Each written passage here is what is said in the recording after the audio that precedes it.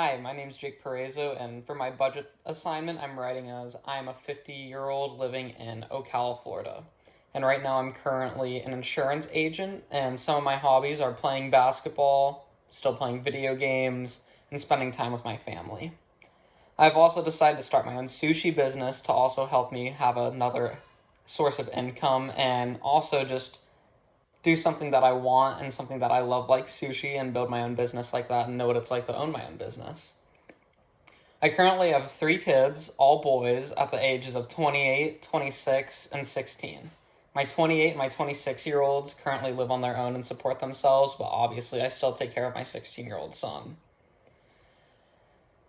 My 16-year-old son just turned 16 in February, so now that's why our insurance premiums increased by $1,000 for February, and then thereafter, because now that I have to pay for my sons, it just increases our insurance, and having to pay for a new driver, especially a boy, is more expensive. I also currently have a goal of having $90,000 in my savings account by the end of the year because I'd like to buy a new boat. I'm still paying off my car, but I will finish that and no longer have to pay it after October, so I'm looking forward to being able to do that. I also have a pet puggle named Maggie, but I feel guilty when I leave her at home because I just feel bad because she's just sitting there bored. So, and my son, my 16-year-old son, also just wants to get another dog for Maggie. So that's why I decided to go ahead and get another dog. And we ended up naming the dog Sammy, and it's a girl. And this caused our dog care and pet food and all those expenses for our pets to double, actually. So that's why our pet food and everything, the expenses on our budget doubled in those months from, when did they double? We got her in August, so from August all the way till the end of the year. There's also been a recent gasoline shortage, which has caused prices to double from May to December for the prices of gas. So that has also made us have to lose some money, or increase the money we allocate towards gas, unfortunately, in our budget. And that started in May and ended in, and carried on throughout the end of the year. In October, I also decided to surprise my wife with a week-long vacation at Disney World because that's one of her favorite places.